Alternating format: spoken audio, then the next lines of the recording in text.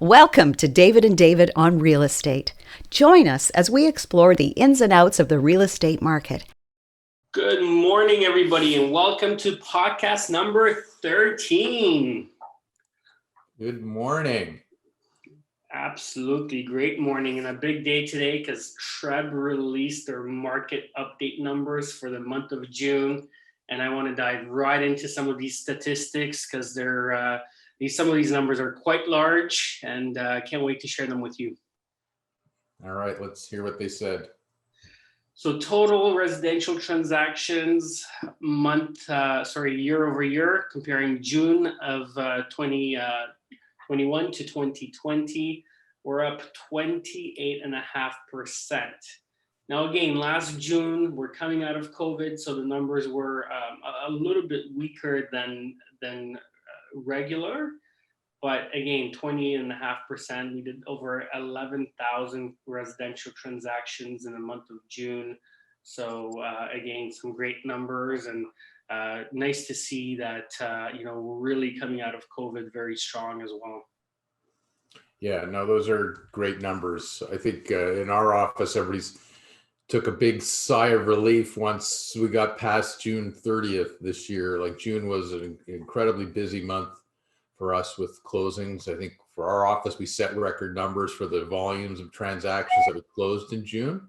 Amazing. And yes, year over year it's a tough comparison because last June we were still, we were definitely dealing with COVID. It was, relatively busy, but it was quieter for a June, because June in our firm is always one of the busiest months. Most of the years it's the busiest months for closings, and things quiet down a little bit over the summer. People take vacations, and it picks up again in the fall. So a lot of times June's are busy month. Last year it wasn't, which was clearly a COVID thing. Clearly, yeah, because what happens is you have to look at the market cycle of how, when a transaction is consumed. And we know that spring market is one of the busiest time to actually go out and look for houses. And I think a lot of that has to do with, people's credit card bills start calming down after Christmas, and people get a little weather happy, and people really want to go out there and enjoy themselves and look at properties when the weather turns a little bit nicer in March and April. And then when you look at a 60 or 90-day closing, it brings you right into that end of June time period. Yeah, and a lot of it relates to the school year too. The people want to move after the school year is completed. They certainly don't want to take their kid out of one school just for the month of June and put them in a new school for the month of June or anything like that. They don't want to commute if they're going from one neighborhood to the other just to finish off the school year. So it's just sort of a natural time period for those with families to try and finish off the school year in one neighborhood before you start in another neighborhood. It's just an easier time to move and get things going when you're end of June. So it's always a busy time period. This year was exceptional, and July and August look like they're going to still be pretty busy too, but it'll come down a little bit at our end from the volume of transactions that we had in June. Well, it's hard to sustain a high like that, right? Whenever you're breaking records, wherever you're setting records, I mean, it's really hard to really sustain that type of momentum because it's dependent on so many factors, right? And again, it's that accumulation of people transacting over the last couple of months, finishing the school year, the start of summer. So June 30th has historically always been a very busy time, but great to hear that you guys are breaking records in terms of volume and number of transactions. I mean, I think that's a testament to all the hard work you guys are putting in, your growth, your business development, and all that combined goes into that as well. Yeah, thanks. And it's, we look at ourselves, we're supporting not just buyers and sellers that want to move, but we're also feel like we're supporting people like you and your brokerage and things like that. And we got requests right through May and June, like, rush deals. Can we get this closed? This is going to close in 10 days, 2 weeks. Can you fit that in? And I'm thinking, I don't know what clerk to give it to. They're all going to kill me. Like, you get to the point where do we turn it down? And we try so hard not to turn anything down. because it's not just the buyers and the sellers, but it's also, you know, the agents that are trying to get it done. And we feel that's part of our role is to support you guys in this too.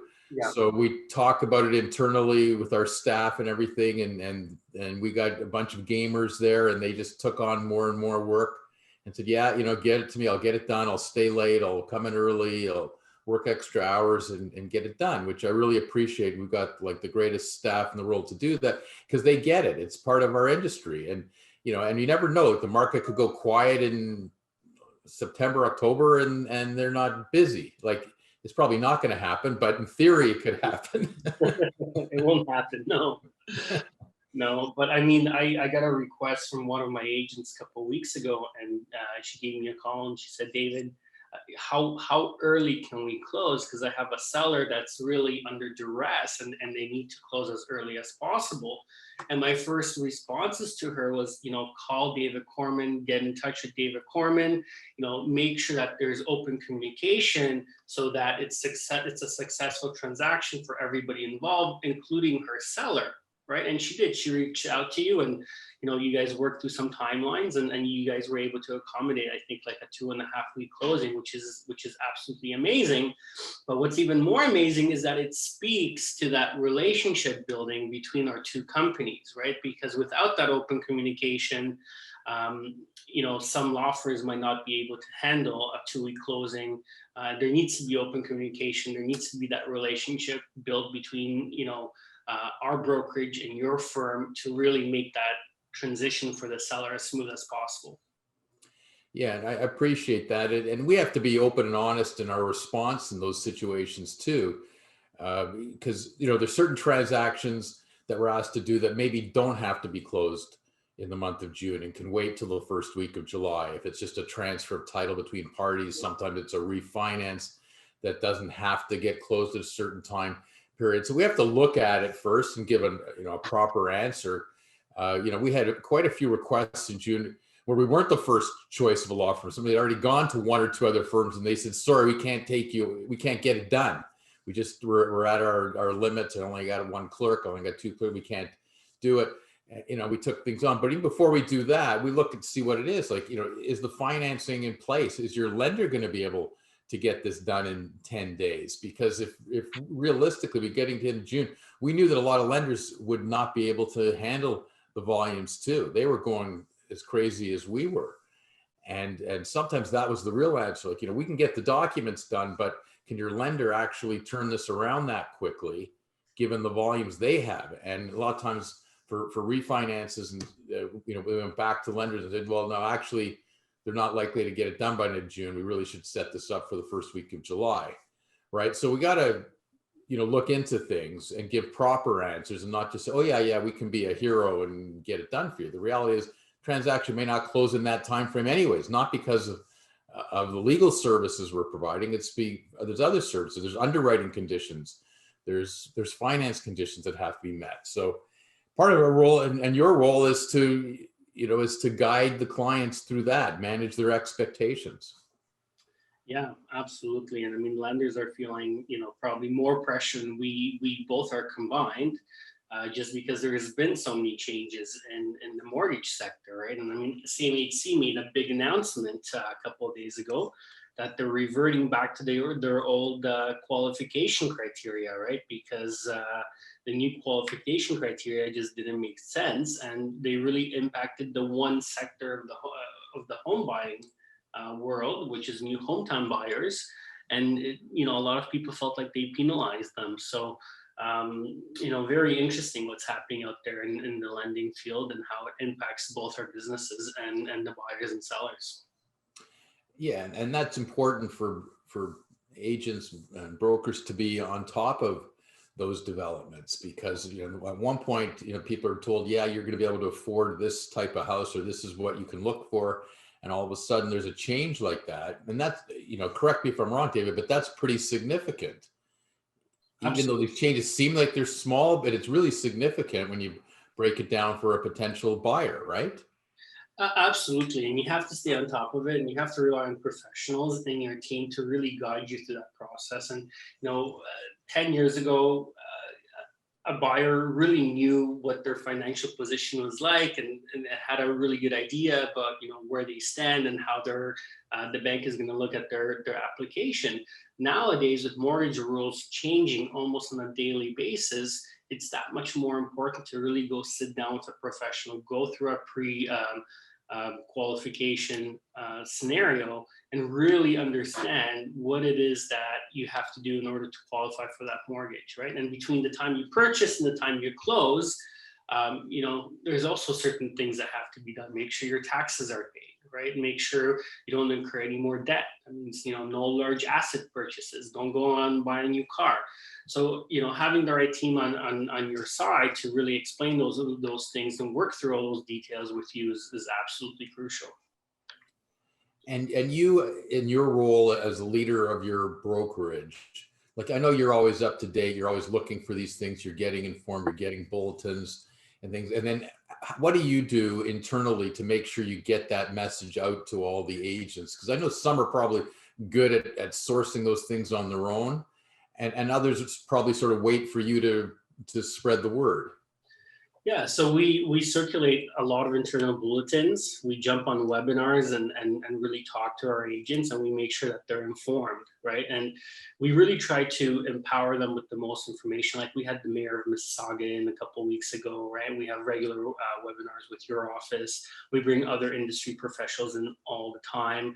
And I mean, even this podcast, right? This podcast, like, the only reason we're really doing this podcast is to really raise the level of awareness in the industry as a whole, outside of your office and outside of my office, right? Because you know, I'm part of all these Facebook groups, and the questions that we're discussing on a regular basis, and the important topics that were come up, you know, as questions all the time between realtors, right? So having two industry leaders really address and tackle on some of these difficult scenarios and questions, I think brings a lot of value to agents in the industry as a whole. Well, that's great, because it's really important to stay on top of things. It's amazing, no matter how long you do this, that it's always a moving target. As soon as you think you're getting comfortable with the systems in place and everything, you might get through a season or two or a year, but then there's always a change somewhere. There's a change in the rules, change in regulations, change in underwriting conditions, changes in laws. And you have to stay on top of these things. It's always a moving target. So I think it's really crucial to, you know, for everybody to have their ongoing education, whether you're an agent, you're a lawyer, a mortgage broker, you got to be on top of it, or you're not servicing your clients properly. 100%. You know, I train with an Olympic boxer, and I was training yesterday. And he said something to me about working out and exercising. And I mean, he knows a lot of people, and he's just such a great, you know, source of information too. And he said something like, you know, if you're not exercising, investing in yourself, then, you know, you're basically 6 feet under, right? And it's so true. You know, it's so true. It's staying physically active and really putting in the time, it makes a big difference. And then, you know, putting the time on an educational level, if you're an agent or a lawyer or a mortgage broker, and really staying up to date in the rules is really no different, right? It's exactly the same line of training. You can't be successful, you can't reach that next level, you can't excel in what you do unless you're the very best at it, right? Right.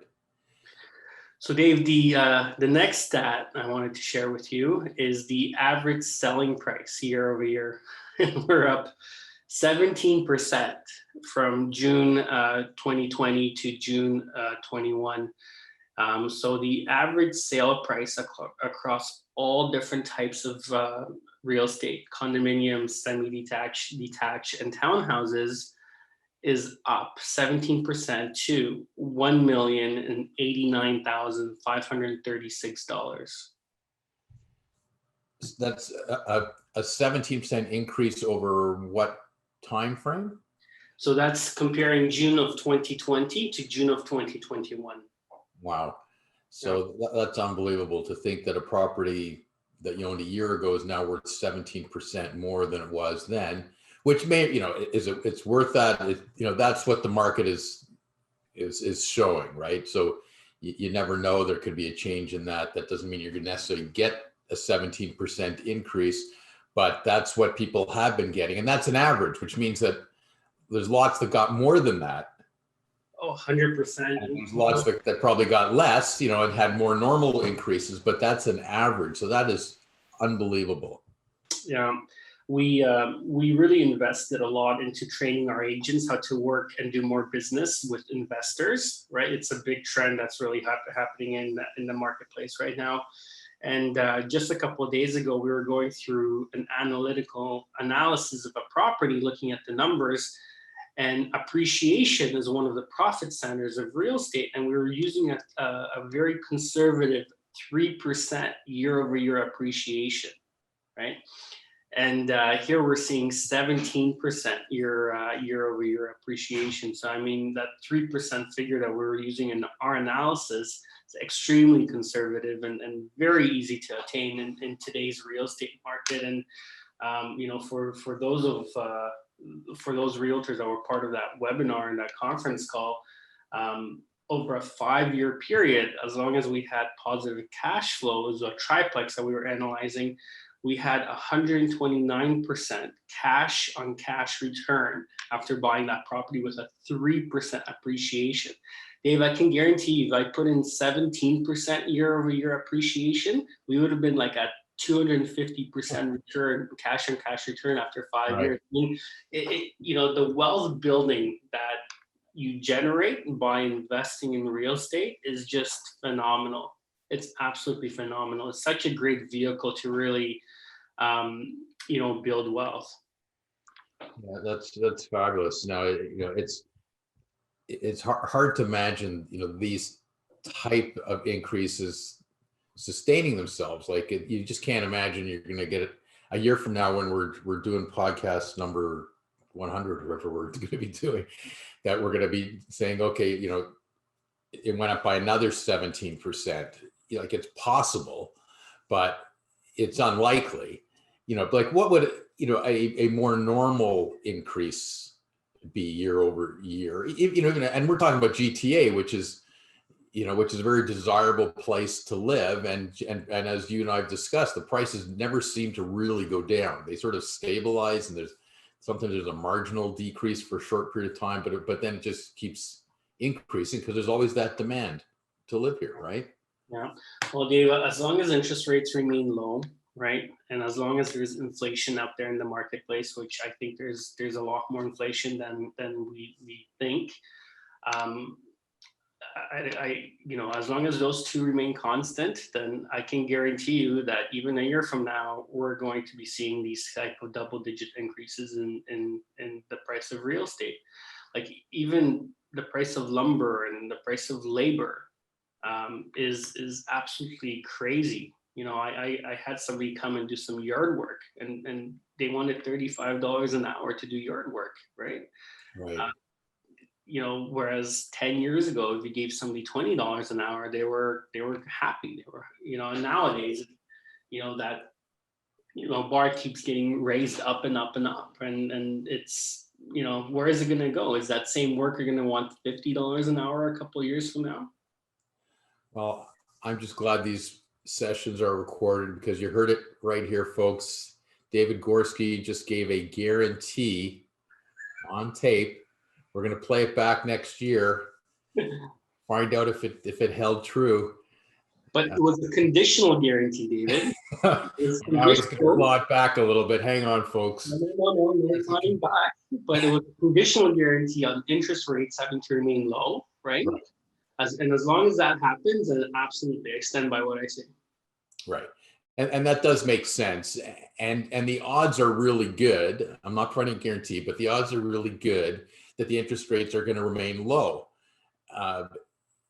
relatively low. Like it might creep up a little bit, but we're not going to get to much higher numbers, because the government is fully aware of what would happen to people in the market if the rates really went up significantly and then people had to renew their mortgages.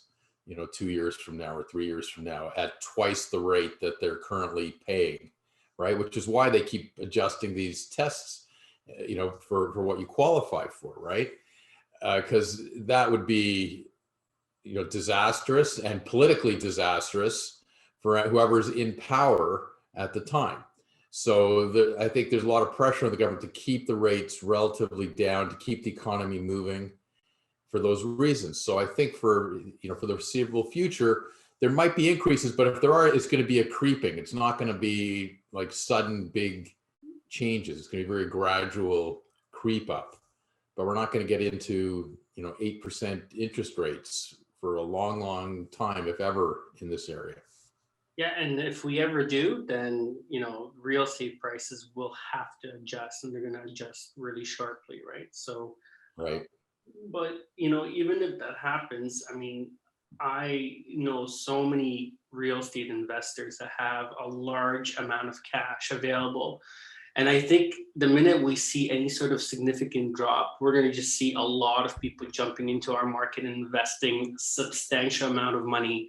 And my argument is, even when that happens, we're going to see a quicker rebound than we think, just because of the amount of money, being flowing into Canadian real estate, even from overseas. I mean, it's extraordinary. And I'm sure, David, your office sees it as well. Yeah, we do a lot of transactions for people from overseas, because no matter what's going on in Canada, it just seems like a better real estate opportunity here than from so many other countries. And there's certain reasons, political reasons, other reasons why people want to get their money out of those countries. Yeah. Sometimes that's the motivation, because it's safer to have it in Canada. But sometimes it's strictly as an investment. It's just a better, safer opportunity with the opportunity for the increase, like a 17% return. Like, you're not going to get that in other places. And again, like we've talked about before, it's not necessarily all over Canada. Canada is pretty good, but specifically within Canada, the GTA stands alone. It's a very unique area.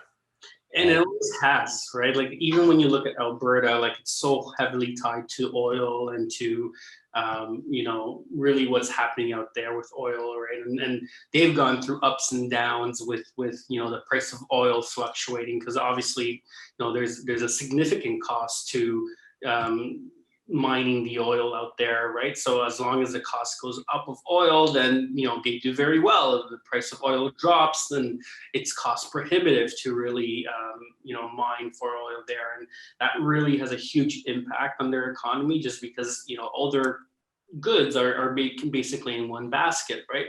But Ontario is so well rounded. We have so much industry, we have so many services, our proximity to the States, and just the geographic location, we've been very fortunate over the years. Yeah, and it's always been a unique market, and all that's happened over the years is what we consider the GTA just keeps expanding to the outlying areas. It just becomes a bigger and bigger area that sort of stays within that sort of natural protected real estate area, where the values just are sustained and the values go up. People just want to be here.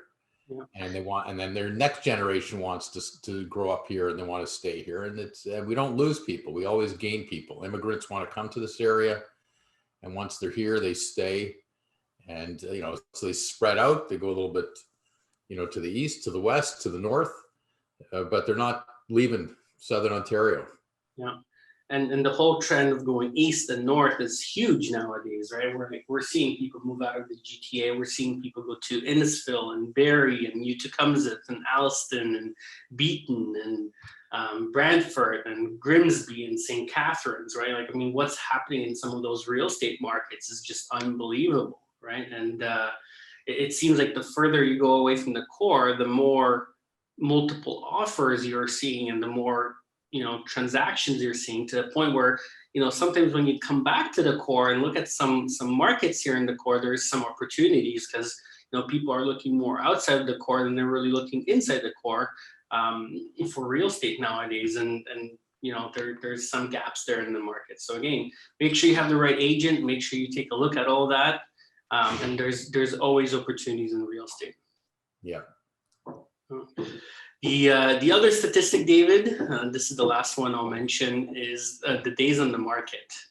And from last June to this June, we're seeing a decrease of 35%. We went from an average of about 26 days on the market in June of 2020. And now across all real estate types, we're seeing the days on the market be reduced to an average of 17 days on the market.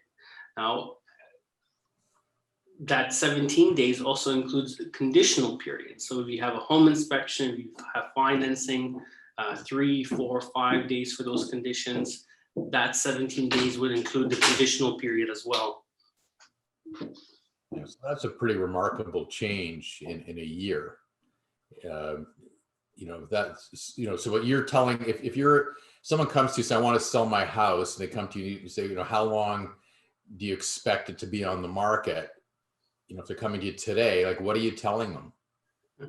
Well, it depends the market and the price range, right? Like if somebody has a townhouse that's, you know, under $700,000 in Mississauga, you know, we know that it's going to be sold within 5 days, right? If somebody has a $1.6 million house in a subdivision that's 3,000 square feet, then they're going to be close to that 17-day range, right, for a sale. But right, you know, it's really dependent on price and location, and then other factors come into play like quality of upgrades. Do you have a walkout basement, ravine, swimming pool?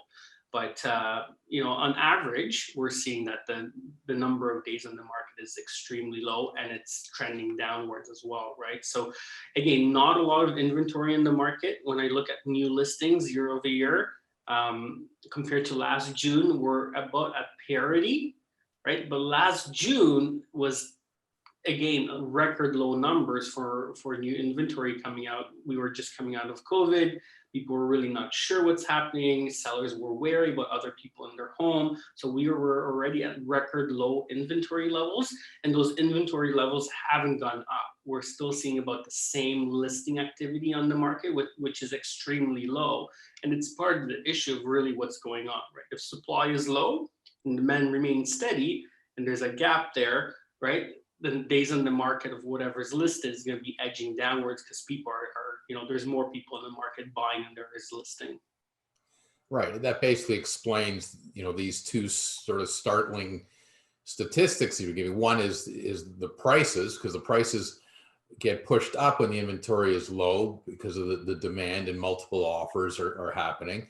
And it also means the houses sell faster because, you know, people are waiting, they're looking, something's in the market, and boom, they're on top of it, and they're going to sell quickly. So it totally explains those two I guess you can call them anomalies, but just it happens all the time in the market, but to the extent that they happened over the past year is really quite amazing how much that's it. But that's really the explanation. If the inventory is higher, then neither of those other factors happen to the same extent. Yeah, and I mean, you really have to look at the absorption rate and how much inventory is out there compared to how many buyers are looking. And I mean, the absorption rate is historically high as well, right? Which means that, you know, these people are buying, and then this product is moving, which is great to see. But you're absolutely right, David. Yeah. So that's our market at a glance. If you are thinking about selling, if you're thinking about downsizing, if you're thinking about, you know, taking a step back and taking some equity out, no better time than right now. Again, low inventory levels, very strong market. You are in a commanding position. If that's the case, give my office a call. Happy to give you guys some advice. Happy to discuss some of your options with you. But if you're thinking about taking that step back, it's a great time to really cash out of the market right now and really take advantage of those market factors. Great advice, as always. Yeah. So today I'm excited. We're talking about easement and encroachments, and it's one of those subjects that real estate agents really, should know more about. but I mean, even encroachments, then they don't come up very often. So I'm always happy to sort of broach these important topics that I feel like realtors should have more exposure to. So David, what is an easement? Well, it's a great question, and you're right that on most transactions, it's not something that's front and center and critical to a transaction, but we have to know that these things exist, because the reality is there are very few properties that don't have some sort of easement attached to them. Okay. So an easement is basically a right of another party to come on your land, or your right to go on somebody else's land for some particular purpose. Now, the reason I say that most properties are subject to an easement is that most easements are for utility purposes. Okay, like everybody, no one's going to want to buy a house if the municipality can't bring electricity to the house, or can't attach plumbing to the house, have a water line, have a sewer system coming from the line to the house. So a lot of times, easements properties are subject to easements that are just in favor of utility companies and municipalities for those type of purposes, for utility purposes. So we generally don't worry about those type of easements, and everybody accepts those easements, even in a standard agreement purchase and sale. Those type of things are generally accepted because you need the supply of those services to you, so you wouldn't want title without it, right? Now, generally they're built in such a way so they're not interfering with other use of the land. They're generally built around property lines, they're buried deep, things like that. People have to be aware that those exist and where they exist. If they're going to do any landscaping, they're going to dig for certain, to put a pool in or things like that. So you have to know where they are and that those things exist. But title could be subject to those things in the normal course. It doesn't interfere with anybody's use of the property. So that's sort of the easy part of that. Okay. Another form of easement is what's sometimes commonly referred to as a right of way. And that's the right of somebody to go on a neighbor's property. Okay. And then again, there's different rights of way, different ways those things are created. Some typical example is you see this a lot in the heart of Toronto, where people might have a driveway between two houses. And when you just look at it, it looks like there's a shared mutual driveway. Well, we got to take a look at title to see exactly what is that. Does the driveway belong to one owner or the other owner? Or is it split somewhere down the middle and one owner owns 6 feet of it and the other owner owns the other 6 feet? But there might be a document registered on title that creates this right of way, or mutual right of way or easement, where if you and I are the adjoining landowners, I have the right to go on your 6 feet of land for the purpose of using that driveway. You have the right to go over my 6 feet of land for the purpose of using the driveway, to get your car and my car to the back of the property where our respective garages might be. So that's a typical, type of right of way that people might have over each other's property. So we have to look at that, because we have to make sure that exists, because you want to make sure that, if you're buying a property, you can get your car through there, because maybe it turns out that I own the whole driveway, and maybe I've just been a nice neighbor allowing my neighbor to go and use that. But at some point in time, I can stop that and say, no, that's mine. I'm putting up a fence there and you can't go through there. So that's why we search title and check these things out. Okay. That would be a rarer example of something happening, but things like that do happen. We also have to look to see if there's a shared right of way, who's responsible for maintaining that. Do they both have to contribute? Who plows it? Who maintains it? Things like that. So these issues are important, and they do come up. They come up more in the older parts of the city, on older properties where the space was tighter, to create that. And they certainly come up in rural properties, cottage type properties, which title issues, sometimes it's a dog's breakfast looking at title, because it's access to the property. Like who owns, you're going down Municipal Road and then you've got to get through to a cottage property. You can be going some winding dirt road for a mile till you get to the lakefront property. Who owns that road? Sometimes that crosses over all kinds of people who have private ownership of parts of that. And there's rights of way that may have been created to allow that access. Sometimes there's no rights of way. And you really have to look at the history of really what happened there. I mean, some cottage properties, were severed from a large farmer that didn't even care about the waterfront property because all they wanted is to use the 95 acres of farmland. And, that little section by the water was a nuisance to them. So they severed it, in the 70s and 50s and 40s and said, you know what, let somebody else deal with that land and that property. And, how they severed it and how they created the right of ways historically makes a big impact and a big difference of how title is registered and how some of those easements are registered on title to some of those properties. And that's why it's so important as well to make sure that when you're doing the title search date, that you give your office as much time so that you guys can investigate title and really take a look at what's going on and the history and make sure that you look up each of the respective easements and how they affect the property.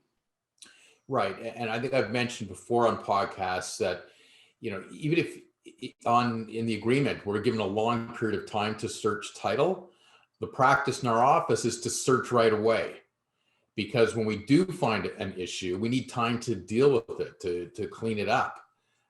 It's not good enough to say, oh, today's the last day to search titles, so therefore we're sending our requisitions. We found some real issues. Turns out we don't have proper access to the property because we have to go across somebody else's property. We don't have a right of way, and now it's, we're within our rights to present this to the seller's lawyer today because today's the last day for searching title, and we tell them to fix it. But closing's a week from now, and you can't fix it in that week.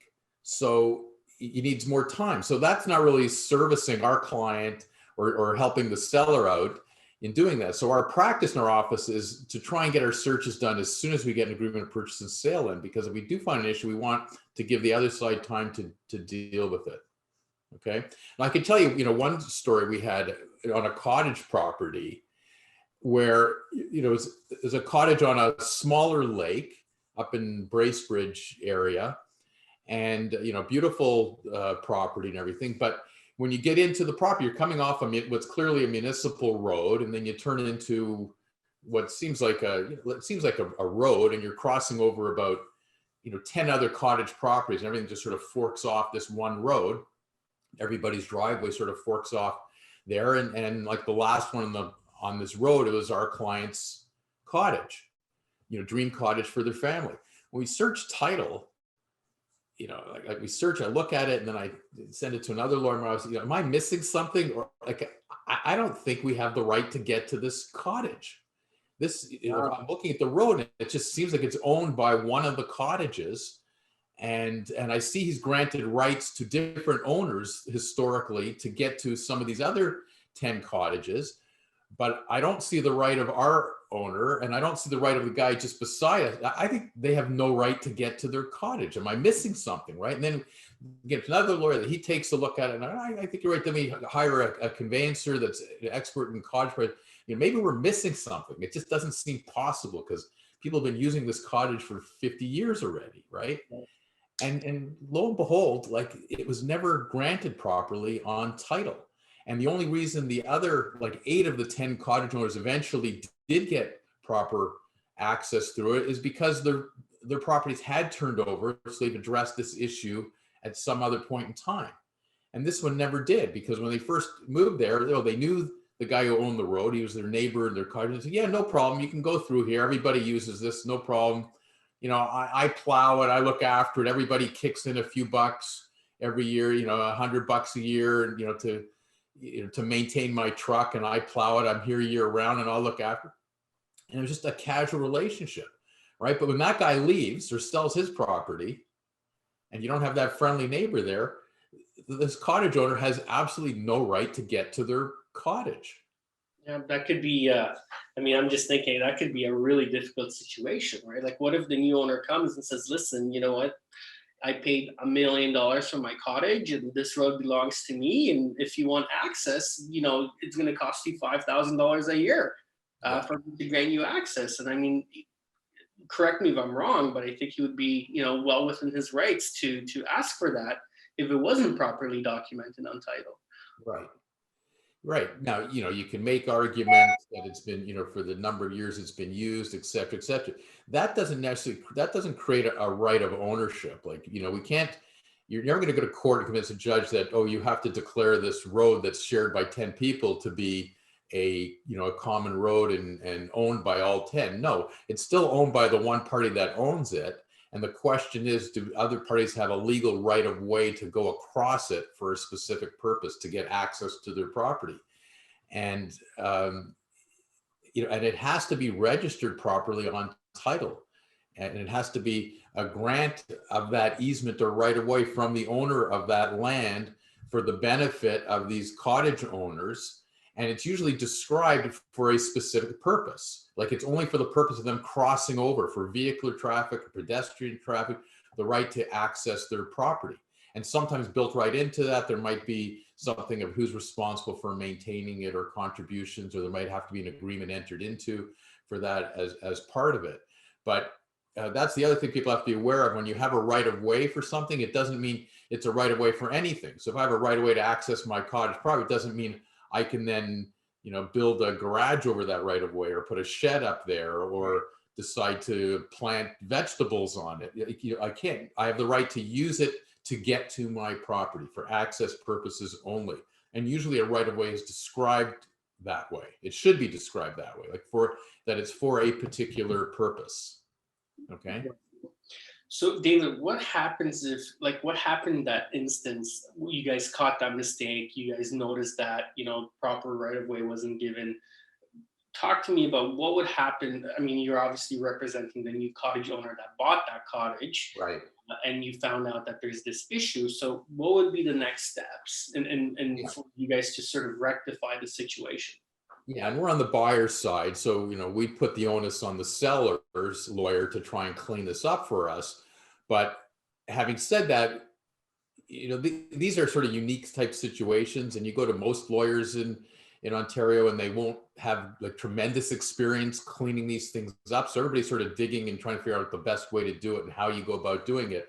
So we work hand in hand with the seller's lawyer, offering suggestions and ways to try and clean it up. But really what happened there, it had already been done on a few of these other cottages that have been using, their driveways coming off this private road.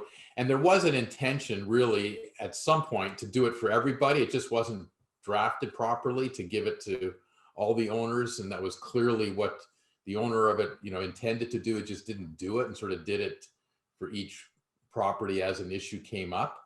Right. So the precedent had already been established about granting the right of way and just cleaning up the way the description was, because it was intended to be a right of way for the benefit of all these 10 cottages, only it described 8 of them. It didn't describe the other 2.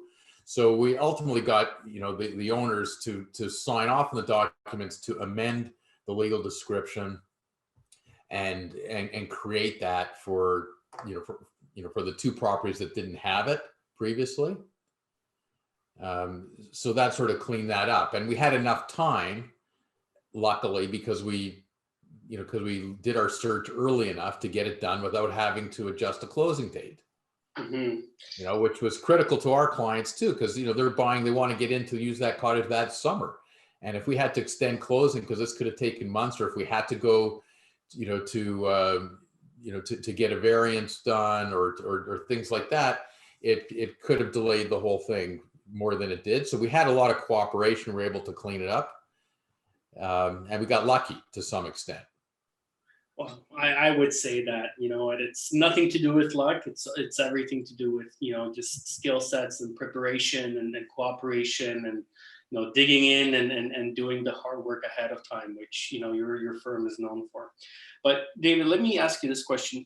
If you missed that issue on title, and the new buyer closed on that property, would this be something that title insurance protected them if they figured out this issue down the line? That's a good question. It may or may not be something that's covered by title insurance, because title insurance covers for certain things. It's sort of the way title insurance works is they say you don't have to do certain searches, you don't have to make certain inquiries. And if an issue comes up because you didn't make those increases, you weren't aware of it at the time of closing, and it comes up after closing, we'll cover you for that. In this situation, it's still part of a lawyer's role to search title. Like title insurance doesn't tell you don't search title. Right. Make sure the owner owns the property and they're the right party and you have access to the property. So it's we still have to search title. So a lawyer's still doing their job properly on a title search would come up with this issue. Okay. Now we've got to fix the problem where title insurance could come into play is they might look at it and say, well, maybe you can't get this fixed by closing. We'll give you a title insurance coverage to protect you because it's going to be fixed up after closing, and maybe we'll cover you in case there's a problem in trying to rectify this. So they might cover you, they may not cover you for that, but it's something we would have to make the title insurance company aware of, that there's this, that we have this issue, okay? Because it's still part of the lawyer's role to search title and find this out, okay? So that's different than, like title insurance are saying, you know, don't look, title insurance tells us don't look for work orders. You don't have to search municipality to see if there's a work order.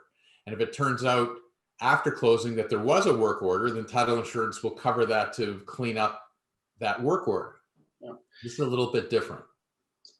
And another really important point that, I mean, a lot of people don't realize is that you have a relationship with title, right? You have I know your office uses a few different title insurance, but I mean, you guys have a relationship with them, and you guys do, you know, volume with them as well.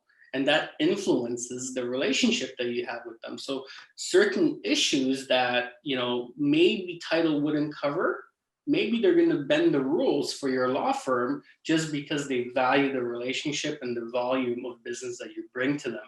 And I know that I've experienced that on my commercial property in dealing with a sign issue that we had. And, you know, title insurance, I used your firm, and the title insurance covered us. But, you know, they made it clear that normally we wouldn't have covered this, but we'll make an exception in your case, which was great. Yeah, and that's a great point. I really appreciate you bringing that up. And I was just talking about this with somebody else the other day because he was asking me about the difference between a couple of title insurance companies and who he should use. And we're lucky in our office because we do the volumes that we do have a great relationship with a few different title insurance companies, to the extent that we've experienced it just like you have on a couple occasions. The general attitude that we get from the title insurance companies when an issue comes up is they're not looking for a way to not insure. They're really trying to see if they can insure, if they can cover it, if it fits somewhere within their description. They're trying to help us out, which is different than what most people experience with insurance companies. You know, something you have a flood at home, you've got water damage, you know, you contact your insurance company. They're always trying to find a way to see how they can not cover that, right? If there's some exception, right? But the experience that we have in our firm with the title insurance companies is they're looking to find a way to cover. And we've experienced it a few times, and with more than one title insurance company, where they've analyzed it all and they break it down for us, come back to us in writing with 10-page letters saying, you know, here's the insurance, here's why we tried to cover it, but this doesn't work. We tried to cover it through this, doesn't work, can't cover it. Bottom line is, we're really sorry, but there's no coverage. Having said that, we want to help out to see if there's something that we can do. And like in your example, they were able to step up and do something. We've had a couple other examples where they were able to do something as well. Sometimes, you know, they say, no, like this just, it's so far beyond anything we could do. And it'd be just such a huge expense, we can't do it. But sometimes there is something that they can do. And that's a pretty amazing relationship to have. And it's all part of that piece of having the right team representing your buyer or your seller.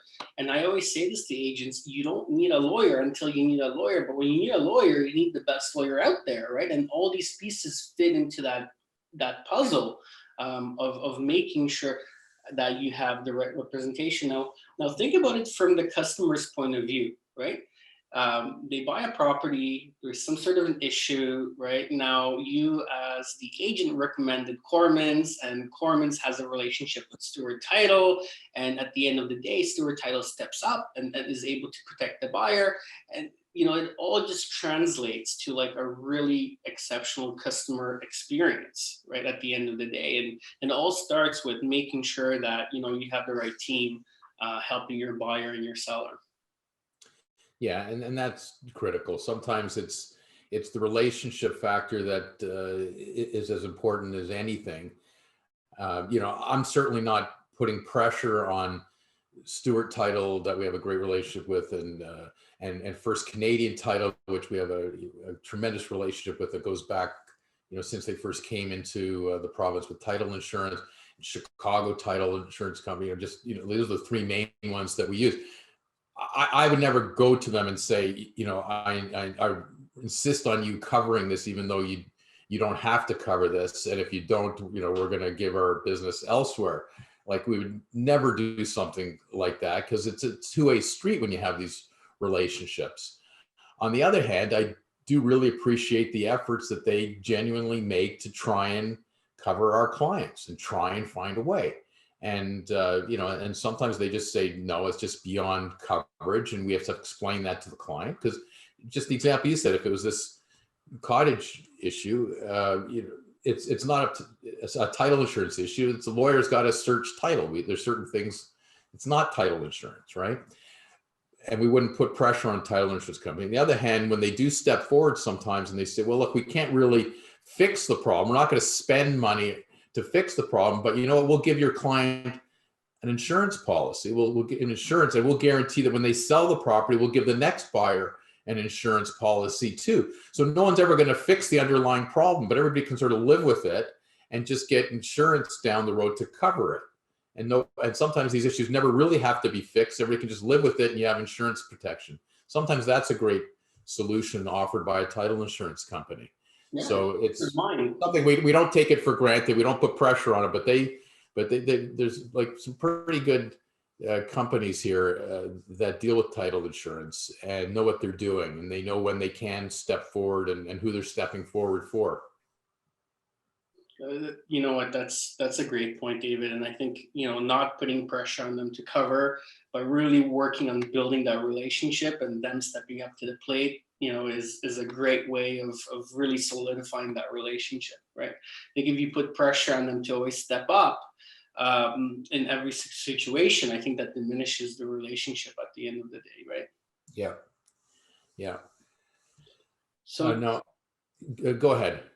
So we're running a little short on time, but I just wanted to really end this topic by asking you, what are some of the best practices for agents when they're protecting, when they're representing sellers and when they're representing buyers as it relates to easements and encroachments?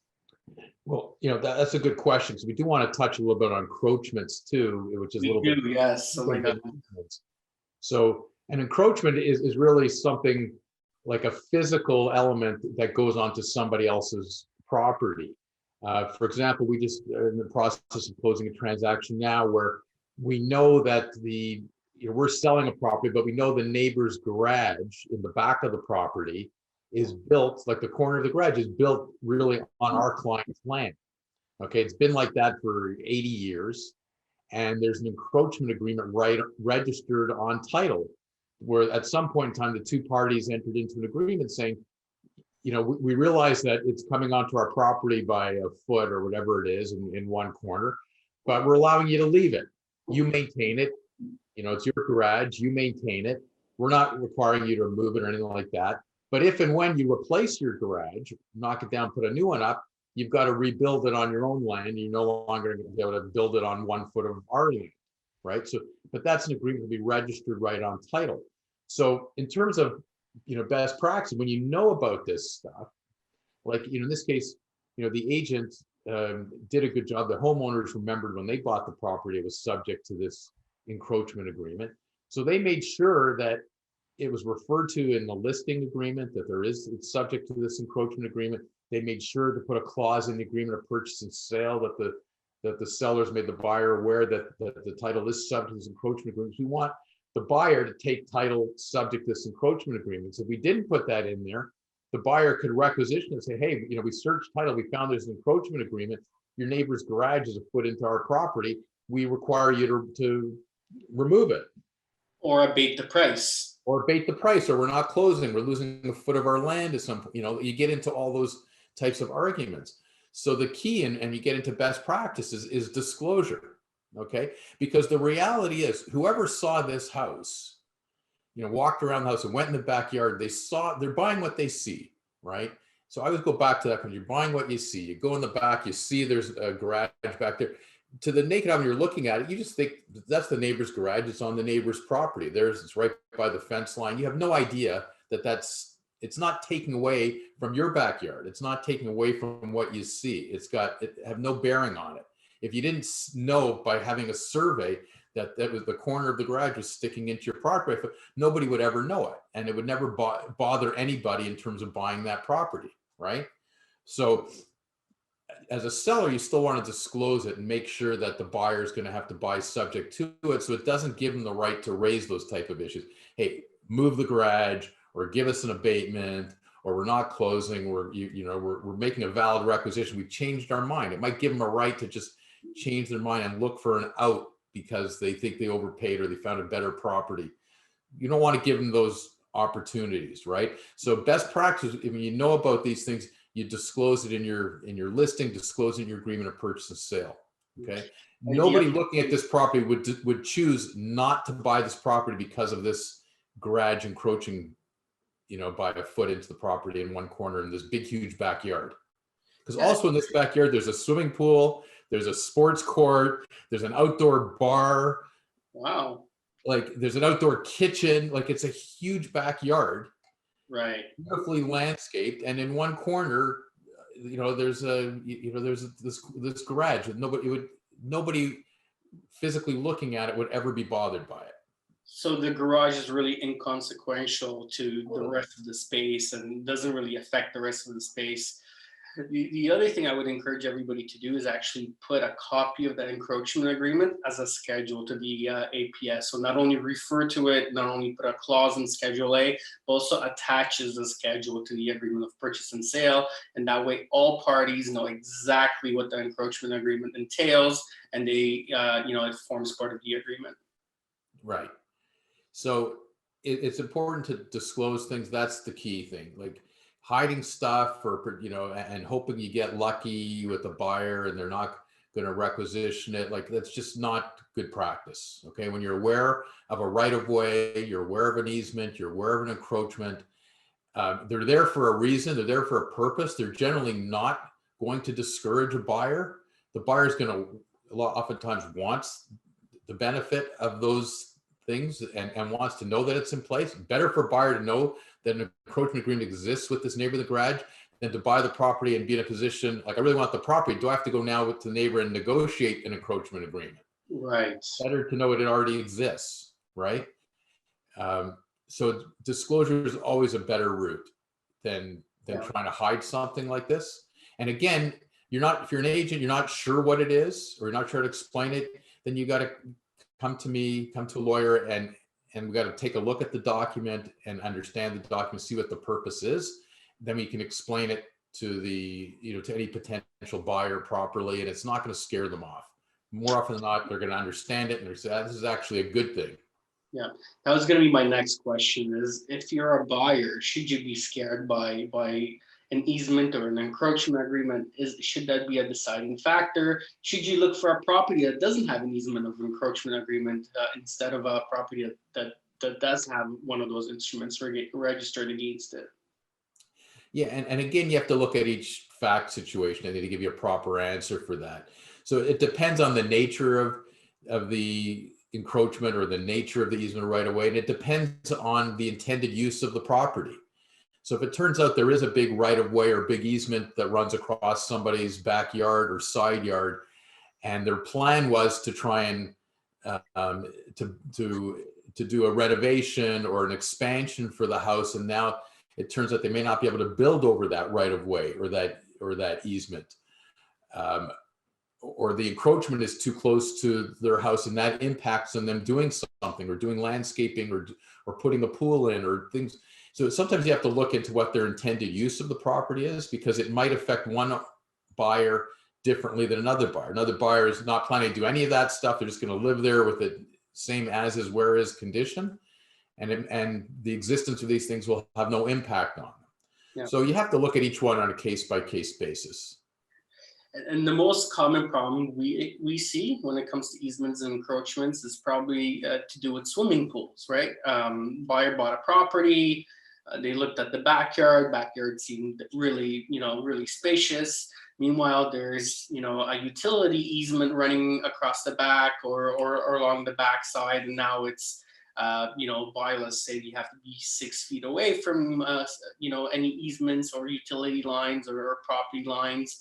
And now the pool is significantly smaller or has to be put in a different spot or can't be put in at all. And those are the issues that we really see the most when it comes to easements and utility easements on properties. Right, which takes you back as an agent to that know your client, right? You have got to understand your client and what type of property they're looking for and what their intended use of the property is, right? So if you know that a client, no matter what they're going to buy, their plan is to put a swimming pool in, then you got to find them a property where they can build the type of swimming pool they want to put in. Absolutely. Right? That's not going to be subject to those type of restrictions in it. So, if a property does have those type of utilities buried and they can't be moved, sometimes they can be moved closer to a lot line. Sometimes they can't. It just physically can't be done. But, that's where you're doing your homework as an agent, both in terms of understanding the properties that you're taking them to and understanding what your client's intended use is, right? So it's important that that you ask the right questions as an agent. Absolutely. Last hint for this podcast is check the exposure where the backyard is facing. When you're building a pool, really, really important. You want to have that, western exposure to make sure you have the most amount of sunlight in the pool. So again, hiring the right agent, getting the right advice makes a big difference. Always does. David, always a pleasure. Thank you so much. As always, great conversation. We just get into it, and before we know it, an hour and 5 minutes has passed. I can't believe we didn't even talk about encroachments, but it was great as always. Really enjoy our conversations. Well, the conversation will continue with the next podcast. It always does. I'm already looking forward to it. All right, everybody, stay safe. Enjoy the great weather, and if you're interested in the market is still moving hot, still going out there. So if you're interested in making a move, get out there, get in touch with David. Yeah, come talk to us. Whatever your situation is, we'll give you the right advice. We'll guide you through it. And, we're going to recommend the best lawyer in the industry to protect that transaction and to make sure things run smoothly. Much appreciated. Have a good week, everybody. Yeah, stay safe. Welcome to David and David on Real Estate. Join us as we explore the ins and outs of the real estate market and dive deep to understand the issues affecting buyers, sellers, investors, and businesses. If you love real estate as much as we do, sit back, relax, and gain an insider's edge to the exciting world of real estate.